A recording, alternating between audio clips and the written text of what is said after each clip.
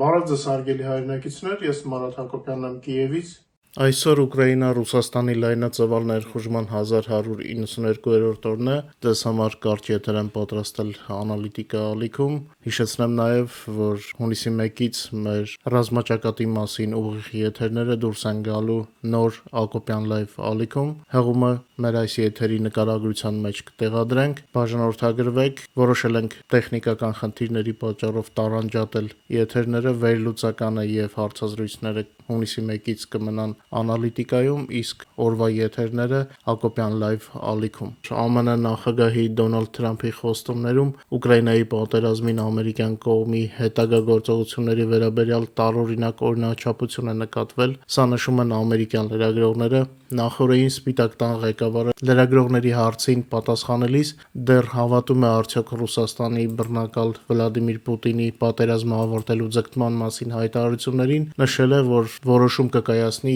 2 շաբաթվա ընթացքում։ Սակայն խնդիրն այն է, որ ամերիկյան առաջնորդը սա առաջին անգամը չէ, երբ խոստանում է որոշում ընդունել 2 շաբաթից, հայտնում է CNN-ը։ Առաջին անգամ այս ժամկետը նշվել է ապրիլի 24-ին, երբ Թրամփը առաջարկել է լրագրողներին Ուկրաինային ռազմական օգնության հարցին վերադառնալ 14 օր անց։ Այդ պահից սկսած նա նույն ժամկետը կրկնել է ապրիլի 27-ին, ինչպես նաև մայիսի 14-ին եւ 19-ին։ Օրինակ ապրիլի 27-ին ԱՄՆ նախագահը կրկին խոսել է այդ 2 շաբաթյա ժամկետի մասին, պատասխանելով այն հարցին, վստահում է արդյոք Պուտինին։ Վերջին անգամ նա կրկին հաստատել է այդ ժամանակային սահմանը, նախորդին հայտարարելով.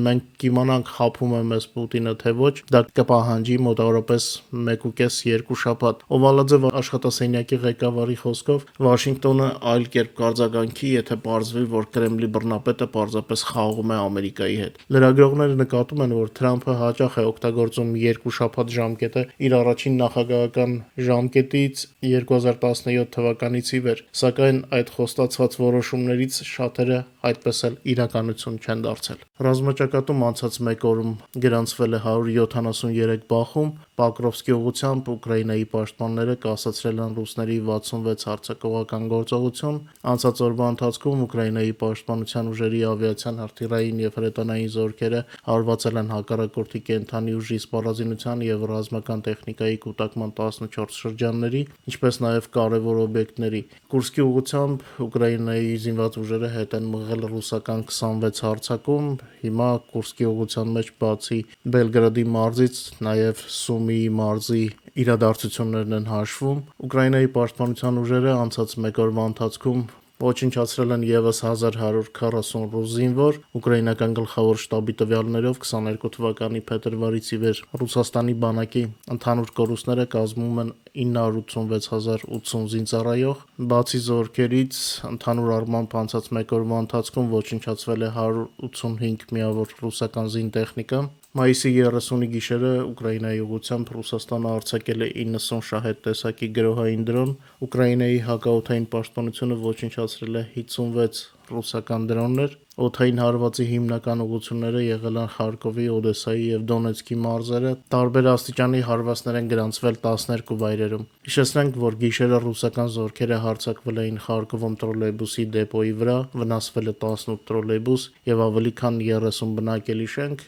իսկ ձեռնարկության 2 աշխատակից վիրավորվել է։ Ռուսական դրոնի հարձակման հետևանքով ավերվել է Օդեսայի մարզում գտնվող Նովայա պոչտա մասնաճյուղը։ Զոհեր եւ վիրավորներ չկան։ Չեն դադարում նաև Ռուսաստանի հարձակումները Ուկրաինայի սահմանամերձ խաղաղ բնակավայրերի վրա հրետանիով եւ ավիառումբերով։ Ռուսաստանի Վլադիվոստոկ քաղաքի դեսանտային ծոցի տարածքում պայթյուններ են տեղի ունեցել։ Այս մասին հայտնել են ռուսական լրատվամիջոցները ուրբաթ մայիսի 30-ին։ Դեպքի վայր են ժամանել հատուկ եւ արտակարգ ծառայությունները, միջադեպի տարածքը շրջափակվել է, իսկ ծոցի տարածքում երթևեկությունը մասամբ փակ է։ Մանրամասներ չեն հաղորդվում Ռուսաստանի իշխանությունները, ինչպես միշտ նշում են, որ զոհեր կամ ավերածություններ չկան, ասենք, որ այստեղ դիսլոկացված ռուսական զորքերը մասնակցություն են ունենում Ուկրաինայում պատերազմում, այնպես որ պատահարները նրանց հետ հիմա այլևս ապահովագրված չեն նույնիսկ Վլադիվոստոկում։ Ասեմ, որ իրենց հերթին ուկրաինական պաշտպանության ուժերը շարունակում են հարձակումները Ռուսաստանի ռազմական եւ արդյունաբերական օբյեկտների վրա,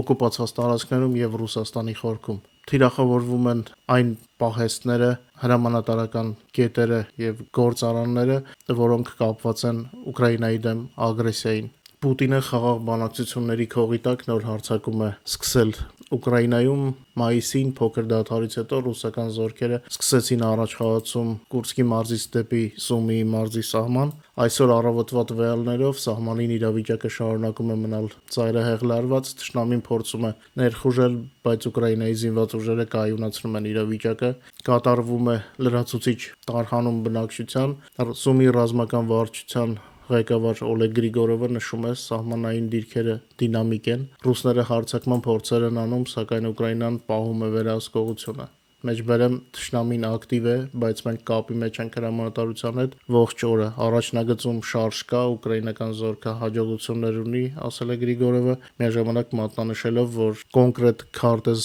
այս պահին չկա, ռազմաճակատի նոր գիծը դինամիկ է, ով ինչ դիրքերում է, ռուսները ինչ են գրավել, կիմանանք ավելի ուշ, երբ մարտական գործողությունները մի փոքր հանդարտվեն։ Ուկրաինայի գլխավոր շտաբը հայտնում է, որ սահմանում իրավիճակը շարժական է, մարտերը կենտրոնացած են Մոխրագույն գոտում, տեղական իշխանությունները շարունակաբար տարհանում են բնակիչներին։ New York Times-ը գրում է, ռուսների ակտիվությունը համընկնում է Ստամբուլի բանակցությունների հետ, նրանց հիմնական առաջխաղացումը Դոնեցկի եւ Սումիի ուղղությամբ է, Պուտինը հրամայել է ստեղծել բուֆերային գոտի։ Ես արդեն իմ եթերում անդրադարձել եմ Պուտինի այս զառանցանքին, սանիտարական գոտու նրա այս մտահղացումը եւ դրա հետ կապված քայլերը զուրկ են ռազմավարական իմաստից։ Ուկրաինան արդեն 45 կիլոմետր խորությամբ հարվածում է թշնամու տարածքում, ստեղծվել է բազմակիլոմետրանոց Մահվան գոտի առաջնագծից դեպի Ռուսաստանի խորքը, այսպես կոչված Քիլ զոնան, որը ինչպես ասացի, տարածվում է մինչև Ռուսաստանի տարածքի 45 կիլոմետր,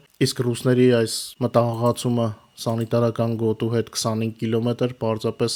զուտ քարոզչական էֆեկտ կարող է լինել։ Պուտինի հնացած մտածելակերպը բերում է բանակի նոր զոհերի, դրոնների գերիշխանությունը Ռուսաստանի եվրոպական մասում Ուկրաինայի ձեռքում է, մասնավորապես մայրաքաղաք Մոսկվայի երկինքը նույնպես, օդանավակայանների աշխատանքից երևի թե այնտեղ ապրողները արդեն զգում են։ Իմջելոց ես լսում եմ առաջնագծի մեր տղաներին, ռուսները հաճախ փորձում են հարձակվել նույնիսկ առանց զրահատեխնիկայի, թվում է թե նրանք գնում են իրենց վերջին մարտի։ Ինձ մոտ տպավորություն է, որ Պուտինը շտապում է ինչ-որ մեկին ինչ-որ բան ապացուցել։ Ամենայն հավանականությամբ Թրամփին, քանի որ ոչ ոք չի հավատում Պուտինին բացի Թրամփից։ Տնտեսական վիճակը օր-օրի վատանում է Ռուսաստանում, նրանք առաջին անգամ սկսել են կարտոֆիլ ներմուծել Մոնղոլիայից,